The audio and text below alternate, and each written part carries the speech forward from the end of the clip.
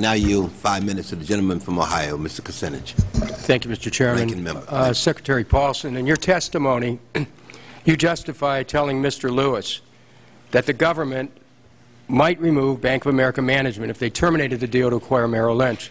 Excuse me. You state, quote, such an action would show a colossal lack of judgment and would jeopardize Bank of America, Merrill Lynch, and the financial system, unquote. Secretary, yeah. If a lack of management judgment merits decisive governmental action, what about potential violations of the law?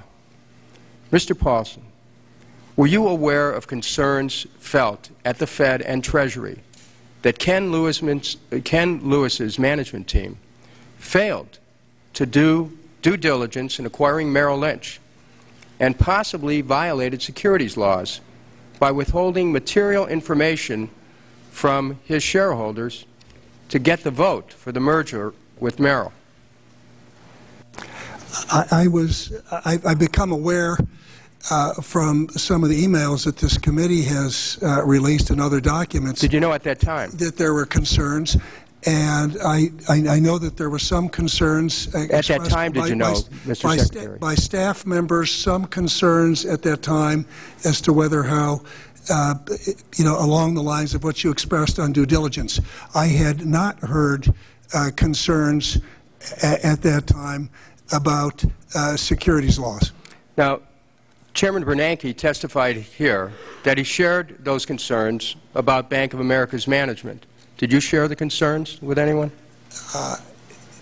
In terms of concerns about Bank of America's management, here's what I would say about management.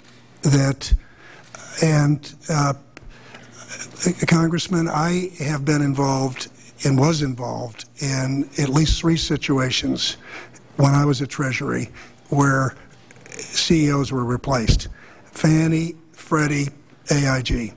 Let me ask you this on that point. Did in 2008, did you ever inform the management of any systemically significant bank that they would be forced out for any reason? Well, I would say this. Here's the calculus. You have to ask yourself, is this management capable of running the firm, and is there someone else there or someone else you know of that can do a better job?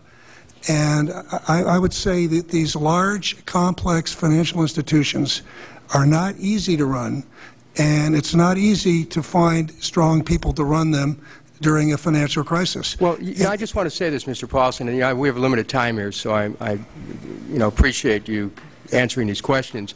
The investigators of this committee have reviewed tens of thousands of pages, including notes of conversations you participated in, where the federal response to Bank of America's problems was crafted. These documents clearly show that you were an advocate of aggressive fiscal response. You advocated for a large cash injection, a very large asset protection plan.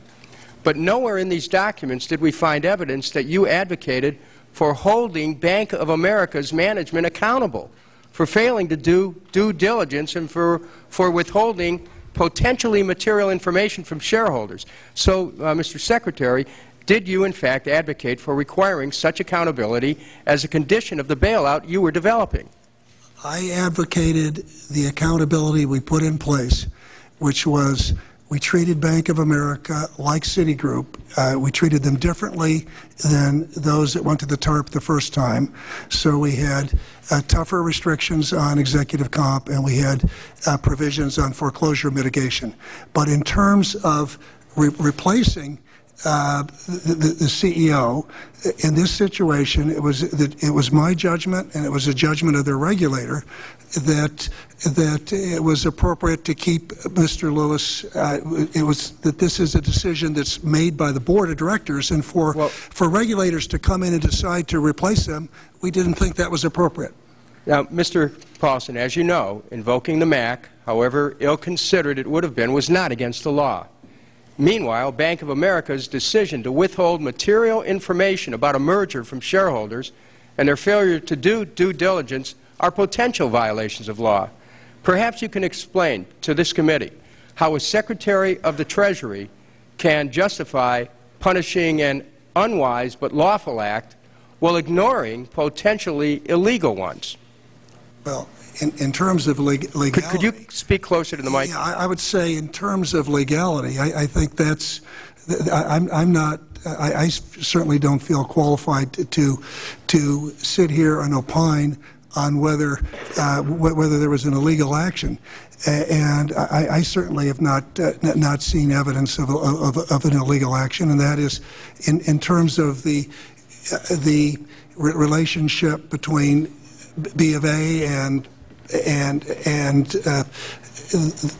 the capital markets and the relationship between B of A and the SEC. I think that's a matter for others to opine on.